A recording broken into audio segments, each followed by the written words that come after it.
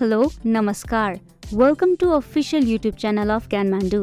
आउनुहोस् हाम्रो च्यानलको स्टक मार्केट अन्तर्गतको शेयर बजार सम्बन्धी सामान्य ज्ञान नामक भिडियो सुरु गरौँ।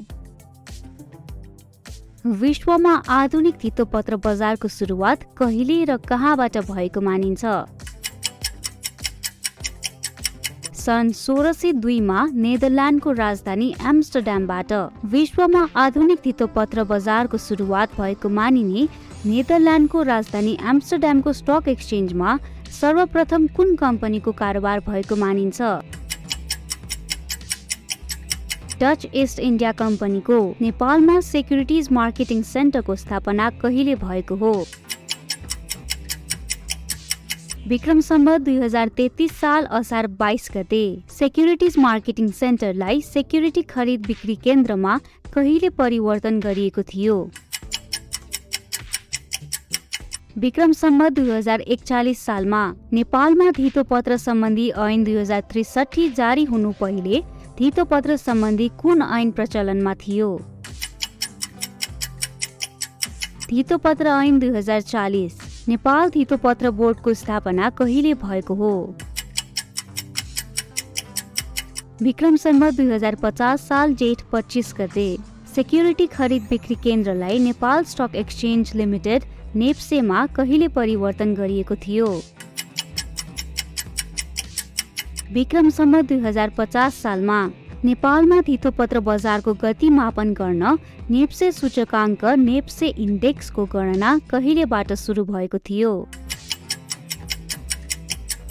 विक्रम सम्वत 2050 साल माघ 30 गतेबाट नेपालमा कुन वर्षलाई नेप्से सूचकाङ्क नेप्से इन्डेक्सको आधार वर्ष मानिन्छ? विक्रम सम्वत 2050 साललाई धितोपत्रको केन्द्रीय निक्षेपको काम गर्ने company CDS and clearing limited CDSC को स्थापना कहिले भएको हो? विक्रम सम्वत 2067 सालमा सूचीकरणबाट हटेका, सूचीकरण खारेजीमा परेका र सूचीकरण हुन नसकेका पब्लिक कम्पनीका शेयर कारोबार हुने गरी ओटिसी ओभर द काउन्टर बजारको स्थापना कहिले भएको हो? विक्रम सम्वत 2065 सालमा नेपालमा पहिलो पटक कहिले र कुन कम्पनीले शेयर जारी गरेका थिए? विक्रम सम्वत 1994 मा विराटनगर जुट मिल्स र नेपाल ब्याङ्कले नेपालमा सरकारले पहिलो पटक कहिले ऋणपत्र निष्कासन गरेको थियो? विक्रम सम्वत 2018 सालमा नेपालमा निजी क्षेत्रबाट पहिलो पटक कहिले र कुन कम्पनीले ऋणपत्र जारी गरेको थियो? विक्रम सम्वत 2054 सालमा श्री राम सुगर मिल्सले नेपालमा कुन ब्याङ्कले कहिले पहिलो पटक ऋणपत्र जारी गरेको थियो?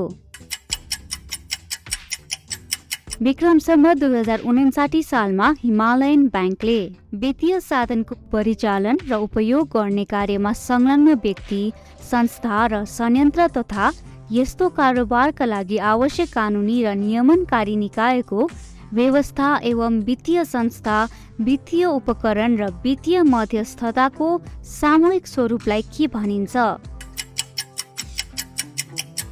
वित्तीय प्रणाली। नेपालको वित्तीय प्रणालीमा विशेष गरी कुन कुन क्षेत्र समाहित छन्? ब्याङ्किङ, पूँजी बजार, बीमा, गैर ब्याङ्किङ वित्तीय क्षेत्र र सहकारी। अर्थतन्त्रको एउटा क्षेत्रमा रहेको बचतलाई अर्को क्षेत्रमा प्रवाहित गर्ने बजार तथा व्यावसायिक फर्म, व्यक्ति तथा सरकारका लागि आवश्यक हुने अल्पकालीन, मध्यमकालीन तथा दीर्घकालीन अवधिको वित्तीय आवश्यकता पूर्ति गर्ने बजारलाई के भनिन्छ? वित्तीय बजार। कुनै पनि कम्पनी तथा सरकारले अल्पकालीन वित्तीय आवश्यकता पूरा गर्न सक्ने र लगानीकर्ताले पनि छोटो समयको लागि लगानी गर्न पाउने अवसर प्राप्त हुने प्रकृतिको 1 वर्ष वा सो भन्दा कम समयका धितोपत्रहरू कारोबार हुने बजारलाई के भनिन्छ?